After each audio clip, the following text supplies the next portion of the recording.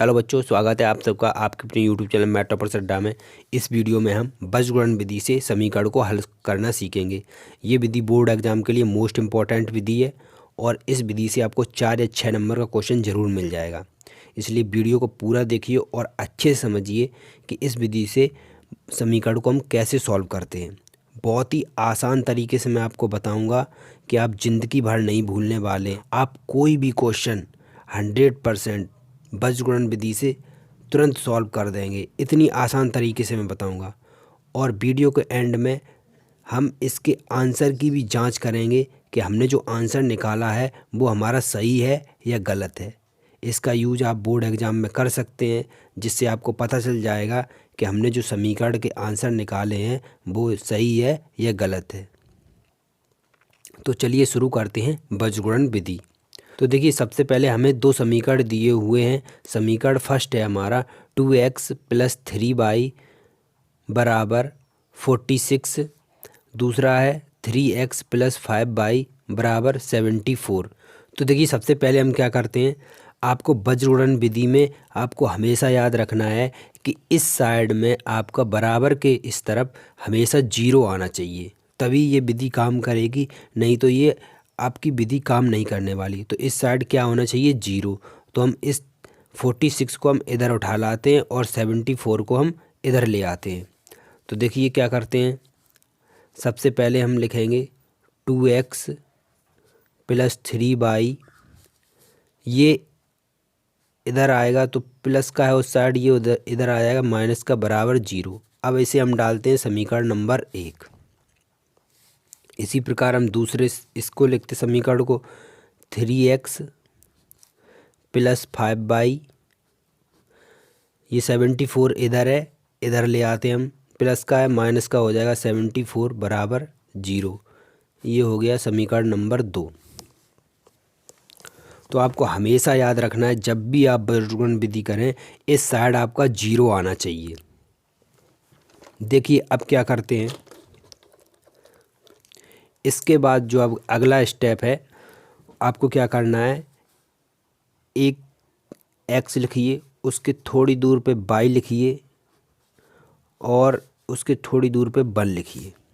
ठीक है, ऐसा लिखने के बाद आपको क्या करना है, सभी के नीचे अंडरलाइन कर दीजिए, इधर भी और इसके नीचे भी, ऐसे आपको कर देनी है। और बीच में यहाँ बराबर लगा देना, यहाँ बराबर और यहाँ पे भी बराबर का निशान। देखिए अब क्या करते हैं, यहाँ से आपको ध्यान से देखना है। अब आपको क्या करना है, आपको x पे आना है, x। अब इस x, जब आप यहाँ x पे आए तो आपको x वाले पद को छुपाना है। समीकरण में जो x वाले पद दिए हैं उनको छुपाना है। सबसे पहले आप x को देखेंगे और x को देखते ही आपको क्या करना है, x वाले पद को छुपा लेना है। तो देखिए हम x वाले पद को छुपा लेते हैं, हमने ऐसे छुपा लिया इनको। चलिए अब हमें क्या दिख रहा है, अब हमको केवल दिख रहा है वो जो दिख रहा है y वाले पद और ये अचर पद, यही दोनों दिख रहे हैं। दोनों समीकरण में x वाले पद हमने छुपा लिए, क्योंकि हमें x वाले पद पे हैं तो x वाले पद हमको छुपाना है। तो अब उसके बाद क्या करना है आपको, समीकरण 1 और 2, इसमें y का गुणांक देखिए। y का गुणांक का मतलब होता है y के जो गुणा में हो। y के गुणा में क्या है, 3 है, तो यहाँ पे आपको 3 लिखना है। y के गुणा में क्या है, 5 है, तो नीचे 5 लिखना है। ऊपर 3 था, हमने 3 लिख दिया, 5 था यहाँ 5 लिख दिया। आगे क्या था, देखिए -46 से जैसा चिन्ह है उसमें वैसे ही लिखेंगे हम, -46 बराबर -47। ये -47 है तो हमने 47 यहाँ लिख दिया। देखिए मैं आपको एक बार फिर समझा देता हूँ कैसे लिखना है। जब भी आप x पे आए तो x वाले पद छुपा लीजिए और जो आपके पास पद बचे हैं उनके गुणांक यहाँ लिख दीजिए। हमने y का गुणांक 3 लिखा और इसके नीचे 5 लिखा, ये -46 और ये 47 दोनों को लिख दिया। इतना लिखने के बाद अब आपको आना है y पे। अब y के लिए क्या करना है, अब आपको y वाले पद छुपाना है। देखिए छुपा लेते हैं, ठीक है। जब हम y पे लिख रहे हैं तो हमें y वाले पद छुपाना। देखिए हमने y वाले पद छुपा लिए। अब आपके पास क्या बचा, अब आपके पास बचा x वाले पद और अचर पद। तो अब यहाँ पे क्या लिखेंगे, तो सबसे पहले जो आपने यहाँ पे लिखा है इसके x के जो लास्ट में वही यहाँ पे लिख दीजिए। तो यहाँ पे लिख देंगे हम -46 और -47, इसी को देख के लिख देना है आपको। उसके बाद क्या करना है, देखो y तो हमारा छुप गया है, हमारे पास ये अचर पद बचा था और ये बचा था 2x और 3x। अब इसको लिख देना है, इसके गुणांक x के गुणांक क्या है हमारे पास 2 और 3, ये दोनों हो गए। याद रखना y के नीचे जब हमने लिखा तो हमने y को छुपाया और जो बचा उसको हमने लिख दिया। अब किसे पहले लिखना है, जो यहाँ पे दिया हुआ है उसको पहले बस जैसा था वैसा ही हमने लिख दिया। अब इसके नीचे आ जाइए, एक के नीचे। अब क्या करना है, ये एक है जो अचर पद का है, ठीक है। अब हमको जब हम एक के नीचे लिखेंगे तो हम अचर पद को छुपा लेंगे, यानी अचर पद को छोड़ देंगे। इसको हमने छुपा लिया। अब आपके पास क्या बचा, x और y के गुणांक बचे आपके पास। तो पहले कौन सा लिखना है, पहले वो लिखना है जो यहाँ पे लिखा हुआ है। तो पहले हमने लिख लिया 2 और ये 3। उसके बाद आपके पास 2 और 3 आपने वैसे की वैसा लिख लिया। बचा क्या आपके पास, y का गुणांक 3 और 5। तो ये आपको 3 लिख लिया और ये 5 लिख लिया। इतना मैं समझता हूँ आपको अच्छे समझ में आ गया होगा। अगर आपको अच्छे समझ आए तो प्लीज़ चैनल को सब्सक्राइब ज़रूर कर लीजिए। इतना लिखने के बाद अगले स्टेप को आप अच्छे से देखिए। देखिए क्या करेंगे, यानी कैंची गुणा करेंगे। इसका इसमें करेंगे, इसका इसमें करेंगे।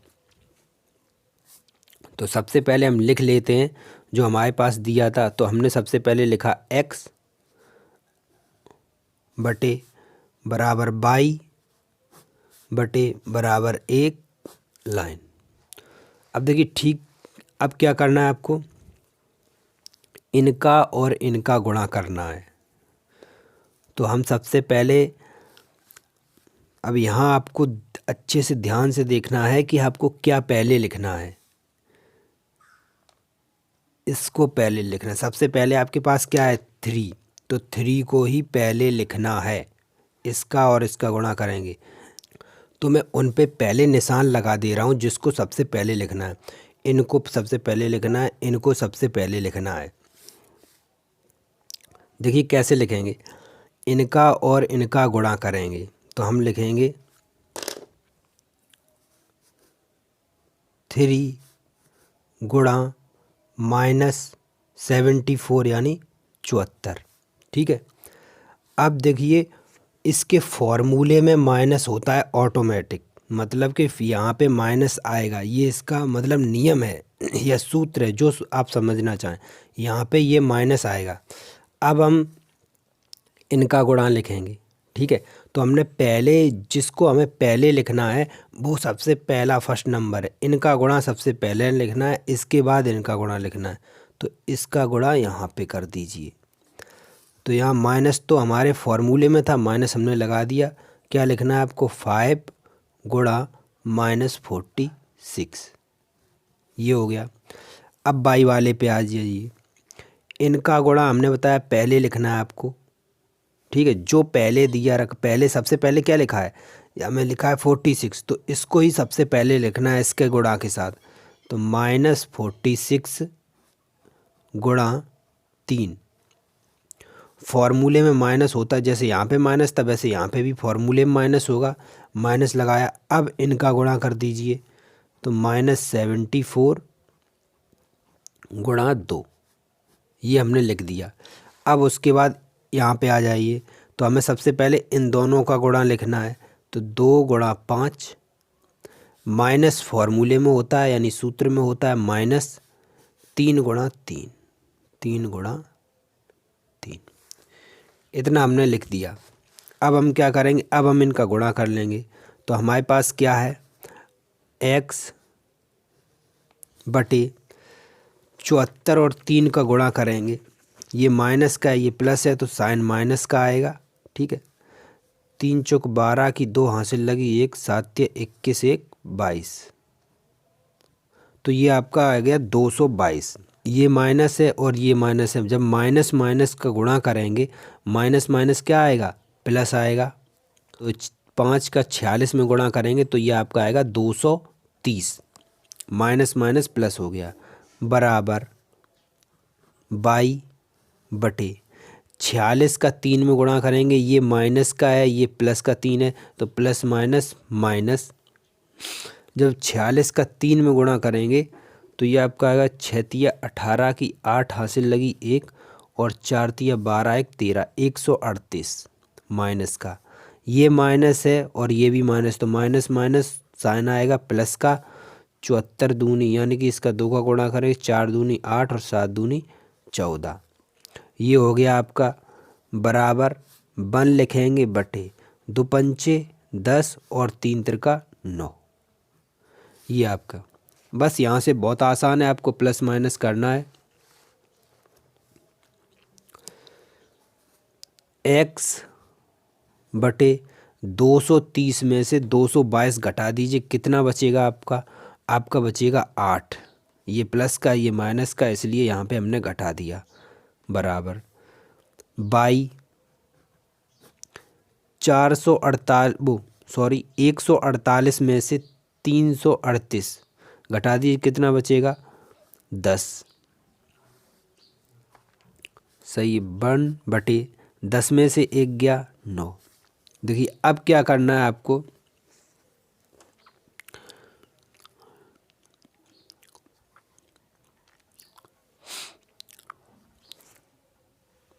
अब क्या करना है आपको, जो आपका x वाला पद है इसको आप इसके बराबर करेंगे, एक बार इसको इसके बराबर करेंगे और y वाले पद को भी इसके बराबर लाना है। याद रखना है आपको, इनको और इनको कभी भी बराबर नहीं करना है, आपको याद रखना, क्योंकि ये आपका यहाँ से अगर बराबर करेंगे तो आपको कोई आंसर नहीं मिलेगा। x बटे 8 बराबर ये 1 बटे 1 लिखा है, दूसरा इधर लिख दीजिए y बराबर 10 बराबर 1 बटे 1। एक बार हमने x को इसके बराबर कर लिया और y को भी इसके बराबर कर दिया। अब देखिए इनका गुणा होगा, एक का गुणा x में होगा, इसका गुणा कैंची गुणा कर दे तो 1 का गुणा x में होगा तो कितना आएगा? x आएगा और 8 एकम 8। इसी प्रकार 1 का गुणा y में होगा तो y आएगा और 1 का गुणा 10 में होगा 10। तो देखिए x और y के आपके मान निकाला है, तो x का जो मान निकला वो आपका 8 आया और y का मान 10 आया। ये हमारी बजगुणन विधि थी जिसे हमने बहुत ही आसान तरीके से सीखा। अब देखिए हम करते हैं इसके उत्तर की जांच कि हमारे जो ये दोनों जो आंसर यानी उत्तर निकले हैं सही हैं या गलत हैं। देखिए कैसे करते हैं, अब हम करेंगे उत्तर की जांच। देखिए हमारे पास x का कितना मान आया था, देखिए x बराबर आपने 8 निकाला था और y बराबर कितना निकाला था, y बराबर 10। तो हमारे ये दो आंसर आए थे x और y के मान।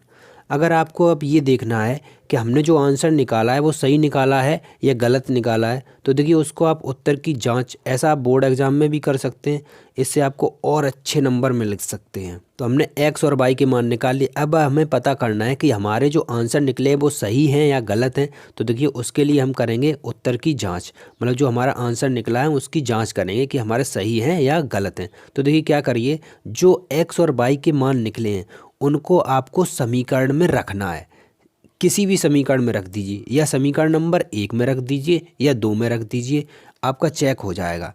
तो देखिए आपको क्या करना है कि आपको जो समीकरण फर्स्ट है, चलिए हम समीकरण फर्स्ट में रखते हैं। तो हमारे पास समीकरण फर्स्ट क्या है, 2x + 3y - 46 बराबर 0।